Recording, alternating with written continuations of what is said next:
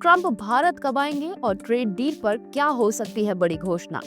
Israel ने Lebanon पर हमला क्यों किया और इसका असर क्या होगा। अफ्रीका में भारत की नई रणनीति कैसे बदलेगी ग्लोबल साउथ की दिशा। प्रियंका गांधी ने वोट चोरी का आरोप कहां और किस पर लगाया। चीनी सीमलेस पाइप का आयात इतना क्यों बढ़ गया है। भारत ने बांग्लादेश सीमा पर नए ठिकाने कहां और किस मकसद से बनाए। एनवीडिया अब चीन छोड़कर भारत की ओर क्यों बढ़ रही है। एशिया कप ट्रॉफी विवाद अब आईसीसी में कैसे सुलझेगा। ऐसे ही तमाम खबरों पर करेंगे विस्तार से चर्चा। नमस्कार, स्वागत है आपका सूत्रा नेटवर्क में। जानेंगे आज की बड़ी खबरों में। व्हाइट हाउस ने भारत अमेरिका ट्रेड डील पर बड़ा अपडेट दिया है। राष्ट्रपति डोनाल्ड ट्रंप ने कहा कि प्रधानमंत्री नरेंद्र मोदी के साथ उनकी अक्सर बातचीत होती है और दोनों के रिश्ते काफी अच्छे हैं। ट्रंप ने बताया कि भारत ने रूस से तेल खरीदना लगभग बंद कर दिया है और जल्द ही वे भारत का दौरा करेंगे। उन्होंने पीएम मोदी को महान नेता बताया। व्हाइट हाउस की प्रेस सचिव कैरोलिन लेविट ने भी कहा कि ट्रंप भारत अमेरिका संबंधों को लेकर बेहद सकारात्मक है और दोनों देशों के बीच ट्रेड डील पर बातचीत तेजी से आगे बढ़ रही है। ट्रंप के इस रुख को देखकर दोनों देशों के रिश्तों में नई गर्मजोशी लौटती दिख रही है। इजराइल ने गुरुवार को लेबनान में हिजबुल्लाह के ठिकानों पर हवाई हमले किए। इजरायली डिफेंस फोर्स ने बताया कि इन हमलों का उद्देश्य हिजबुल्लाह को फिर से हथियार बंद होने से रोकना है। आईडीएफ ने हमले से पहले इलाके को खाली करने की चेतावनी दी थी। इजरायल सरकार के प्रवक्ता शोश बेड्रोसियन ने कहा कि हिजबुल्लाह को इजराइल के खिलाफ ताकत बढ़ाने की अनुमति नहीं दी जाएगी। वहीं हिजबुल्लाह ने लेबनान सरकार को पत्र लिखकर कहा कि हथियारों पर फैसले जल्दबाजी में ना लिए जाए और विदेशी दबाव में ना झुका जाए। ये हमला ऐसे समय हुआ है जब बेरूत में हिजबुल्लाह को निरस्त करने पर चर्चा चल रही थी। राष्ट्रपति द्रौपदी मुर्मू 8 से 13 नवंबर तक अंगोला और बोत्सवाना के राजकीय दौरे पर रहेंगी। ये किसी भारतीय राष्ट्रपति की दोनों देशों की पहली आधिकारिक यात्रा है।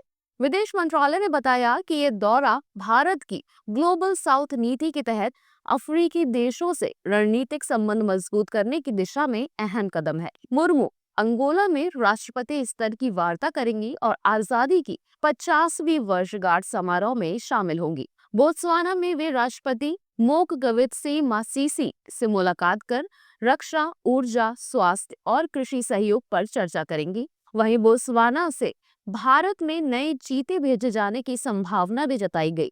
ये यात्रा भारत अफ्रीका संबंधों को नई मजबूती देगी। कांग्रेस महासचिव प्रियंका गांधी वाड्रा ने बिहार में चुनावी रैली के दौरान एनडीए पर हरियाणा की तरह वोट चोरी की साजिश रचने का आरोप लगाया। उन्होंने कहा कि बिहार में 65 लाख वोटर लिस्ट से नाम हटाने की तैयारी चल रही है, जिससे जनता के अधिकार छीने जा रहे हैं। प्रियंका ने चुनाव आयोग पर भी सरकार के साथ मिलकर लोकतंत्र कमजोर करने का आरोप लगाया। उन्होंने मुख्य चुनाव आयुक्त और अन्य अधिकारियों के नाम लेते हुए कहा कि ये लोग संविधान से खिलवाड़ कर रहे हैं। प्रियंका ने प्रधानमंत्री मोदी पर भी निशाना साधा और कहा कि बीजेपी धर्म के नाम पर वोट मांगती है, विकास के नाम पर नहीं। उन्होंने लोगों से निष्पक्ष सरकार चुनने की अपील की। भारत में चीन से सीमलेस पाइप और ट्यूब का आयात तेजी से बढ़ रहा है। वित्त वर्ष 2024-25 में ये आयात 2 गुना होकर 4.97 लाख टन तक पहुंच गया, जबकि 2023-24 में ये 2.44 लाख टन था। Seamless tube manufacturers association of India के अध्यक्ष शिव कुमार सिंघल ने कहा कि सरकार की सुरक्षा नीतियों के बावजूद चीनी आयात में भारी बढ़ोतरी हुई है। उनका आरोप है कि चीनी कंपनियां भारतीय बाजार में सस्ते पाइप डंप कर रही है और सीमा शुल्क में हेरा फेरी से कर चोरी कर रही है।